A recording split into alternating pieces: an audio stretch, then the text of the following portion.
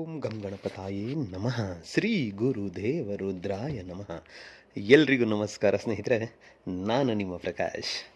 ಸ್ನೇಹಿತರೆ, ರಾತ್ರಿ ನೀವು ಮಲಗುವ ಮುಂಚೆ ಈ ಒಂದು ಏನಾದರೂ ಚಮತ್ಕಾರಿ ವಶೀಕರಣ ಮಂತ್ರ ಹೇಳಿಬಿಟ್ಟು ಮಲ್ಕೊಂಡಿದ್ದೆ ಆದಲ್ಲಿ ನಿಮಗೆ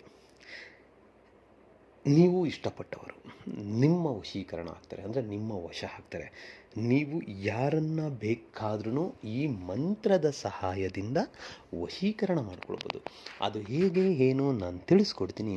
ಅದಕ್ಕೂ ಮುಂಚೆ ನನ್ನ ಚಾನಲನ್ನು ಸಬ್ಸ್ಕ್ರೈಬ್ ಮಾಡಿಲ್ಲ ಅಂದರೆ ಸಬ್ಸ್ಕ್ರೈಬ್ ಮಾಡಿ, ಲೈಕ್ ಮಾಡಿ, ಶೇರ್ ಮಾಡಿ, ಹಾಗೆ ಬೆಲ್ ಐಕಾನ್ ಬಟನ್ ಪ್ರೆಸ್ ಮಾಡೋದನ್ನ ಮರಿಬೇಡಿ. ಏಕೆ ಅಂದರೆ ಮುಂದೆ ನಾನು ಏನು ವೀಡಿಯೋಸ್ ಬಿಡ್ತೀನೋ ಅದು ಎಲ್ಲರಿಗಿಂತ ಮುಂಚೆ ನಿಮಗೆ ಬಂದು ಸೇರುತ್ತೆ. ಸ್ನೇಹಿತರೆ, ಬನ್ನಿ. ಈ ಪ್ರೀತಿಯಲ್ಲಿ ಯಾರು ನೊಂದು ಬೆಂದು ಮೋಸ ಹೋಗಿರ್ತೀರೋ, ಈಗ ನೀವು ತುಂಬ ನನಗೆ ಜೀವಕ್ಕಿಂತ ಜೀವ ಹೆಚ್ಚು ಅಂತ ಇಷ್ಟಪಟ್ಟು ಆದ ಮೇಲೆ ಅವರಿಗೆ ಬೇಕಾಗಿರುವ ಆಸೆ ಆಕಾಂಕ್ಷೆಗಳನ್ನ ತೀರಿಸ್ಕೊಂಡು ನಿಮ್ಮನ್ನು ಮೂಲೆ ಗುಂಪು ಮಾಡ್ತಾರೆ. ಯಾವ ರೀತಿ?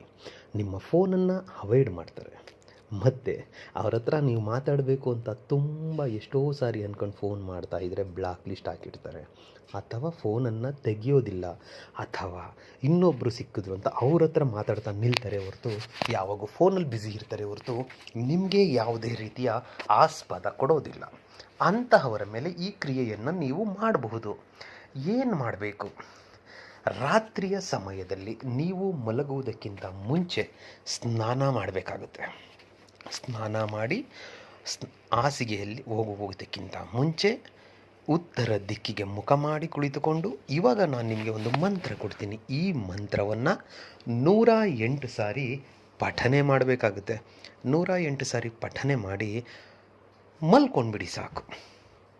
ಆಮೇಲೆ ನೋಡಿ ಚಮತ್ಕಾರ. ನೀವು ಏನು ಆ ಕ್ರಿಯೆ ಮಾಡಿರ್ತೀರೋ ಅದು ಮಾಡಿದ 24 ಗಂಟೆಯ ಒಳಗಡೆ ನಿಮಗೆ ಅವರ ಕಡೆಯಿಂದ ಫೋನ್ ಇಲ್ಲ ಮೆಸೇಜ್ ಅಥವಾ ಡೈರೆಕ್ಟ್ ಬಂದು ನಿಮ್ಮನ್ನು ಮೀಟ್ ಮಾಡ್ತಾರೆ. ಯಾರು ನಿಮಗೆ ನಿಮ್ಮ ಮುಖ ನೋಡಿದರೆ ಅಥವಾ ನಿಮ್ಮನ್ನು ತುಂಬ ಅವಾಯ್ಡ್ ಮಾಡ್ತಾ ಇರ್ತಾರೋ, ನಿಮ್ಮ ಫೋನನ್ನು ಕಂಟ್ರೋಲ್ ಮಾಡ್ತಾ ಇರ್ತಾರೋ, ನಿಮ್ಮನ್ನು ಬ್ಲಾಕ್ ಲಿಸ್ಟ್ ಹಾಕಿರ್ತೀರೋ ಅಂತಹವರು 24 ಗಂಟೆಯ ಒಳಗಡೆ ನಿಮ್ಮ ಪ್ರೀತಿಗೋಸ್ಕರ ಹಾತೊರಿತಾ ಇರ್ತಾರೆ. ಅಂದರೆ ನಿಮ್ಮ ಪ್ರೀತಿಗೋಸ್ಕರ ಬರ್ತಾ ಇರ್ತಾರೆ ನಿಮ್ಮ ಹತ್ರ. ಸೊ ಅದಕ್ಕೆ ಮಂತ್ರ ಹೀಗಿದೆ: ಓಂ ನಮೋ ಮೋಹಿನಿ, ಓಂ ನಿತ್ಯ ಮೋಹಿನಿ, ಮಮ್ಮುಖಿ ವಶಂ ಫಟ್ ಸ್ವಾಹ. ಮಂತ್ರ ಇನ್ನೊಮ್ಮೆ ಹೇಳ್ತೀನಿ ನೋಡಿ ಸ್ನೇಹಿತರೆ.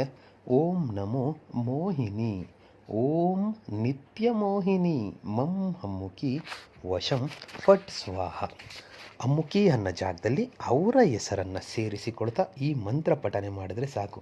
ಇದಕ್ಕೆ ಯಾವುದೇ ರೀತಿಯ ಬೇರೆ ತಂತ್ರ ಮಂತ್ರ ಯಂತ್ರ ಯಾವುದು ಬೇಡ. ಕೇವಲ ಈ ಒಂದು ಮಂತ್ರ ಸಾಕು, ಅದು ಮಲಗುವುದಕ್ಕಿಂತ ಮುಂಚೆ.